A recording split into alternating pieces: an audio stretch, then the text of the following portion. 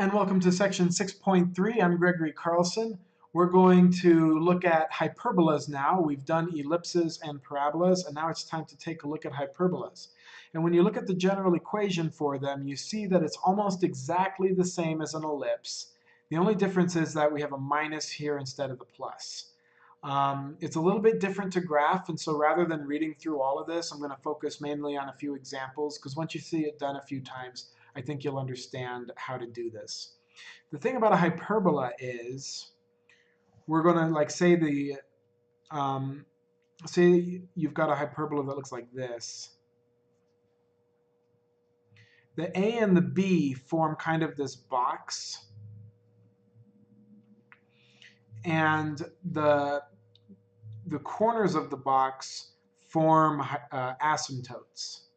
And so the parabola kind of approaches the asymptotes that are formed by the corners of this box. And the idea is, you remember how in the ellipse, the amount plus the amount to the two foci was constant? In a hyperbola, this point right here, we have two foci again. And this distance minus this distance is a constant. So it's similar in many ways to the ellipse. This distance minus this distance is a constant number everywhere these points exist on the hyperbola. So here's the main thing to remember. The center is at HK like you're used to. But you notice that because we have a minus here, it matters what order the terms appear. So if the y is first, if it's y squared minus x squared, then that means the hyperbola opens up and down. But if it's x squared minus y squared, then that means the hyperbola opens left and right. So that's just what you need to, that's just something you're either going to have to remember or write down on your note card or something so that you can remember that.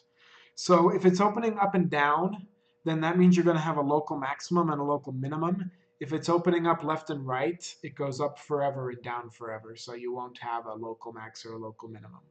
And these are the asymptotes, the equations of the asymptotes, but it's easier to figure those out from the box rather than trying to remember these equations. So here's what we're going to do.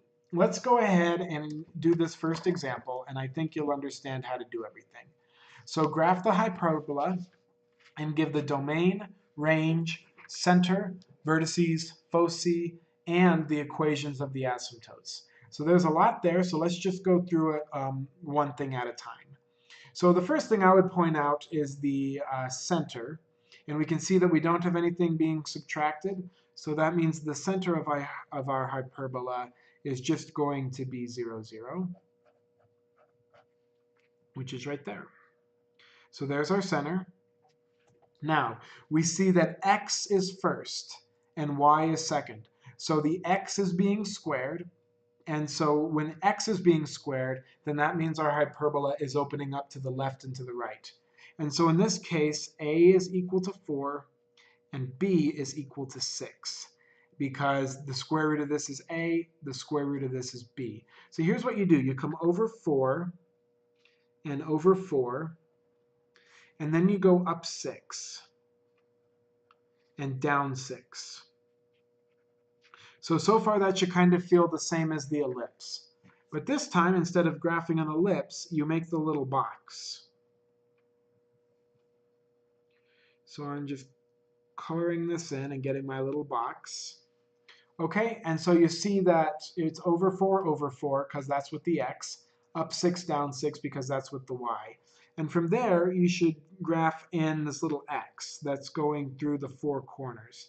These represent our asymptotes.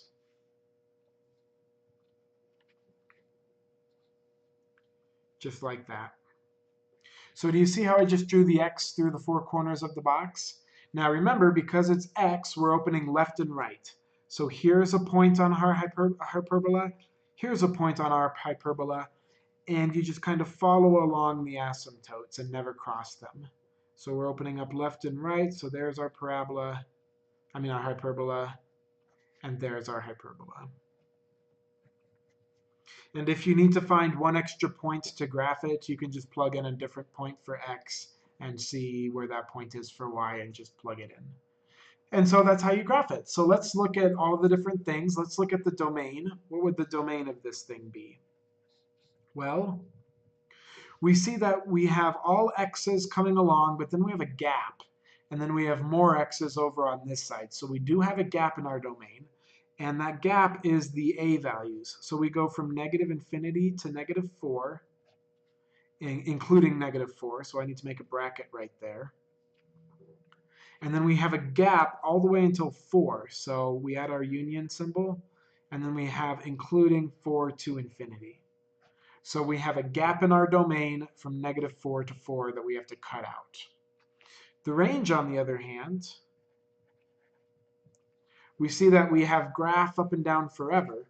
So that means the range is all real numbers, because we do have y values for everything. So there we go. Let's do the rest of this. Our vertices are the 2 points where the hyperbola touches the little box we made. And so our vertices are going to be 4, 0, and negative 4, 0. You can imagine that if this was opening up and down, these 2 points would be the vertices. But since it's opening left and right, it's these 2 points. What else? Let's do our asymptotes. Here's why it's easier to just do the asymptotes from the graph. We see that we're going through 0, 0, and it's rise over run. 1, 2, 3, 4, 5, 6, 1, 2, 3, 4. So it's going to be y equals up 6 over 4 x. Because we're going through the origin, so we don't have a y-intercept, and it's just up 6 over 4. And so that can be reduced to y equals 3 over 2x. So that's this asymptote. And the way I get this asymptote is I just make it negative, down 6 over 4. So the asymptotes are positive, negative 3 over 2x. And you see that that lines up with these equations that we had over here. But that's too much for me to remember, so I just get the asymptotes from looking at the box and doing rise over run. Okay, I think that's pretty much it. Is there anything else we need to find? Oh yes, we need to find the foci. So the foci, remember, are these 2 points that live kind of out here and out here. Just like we had in the ellipse, we have 2 foci. And the equation for the foci for a hyperbola is this. It is c squared is equal to a squared plus b squared.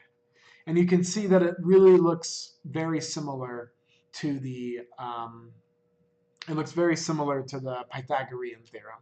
And it's not really related that much, but it does work out to be the same. Remember that this is different than an ellipse where we had a minus in there, so it's slightly different formula, okay?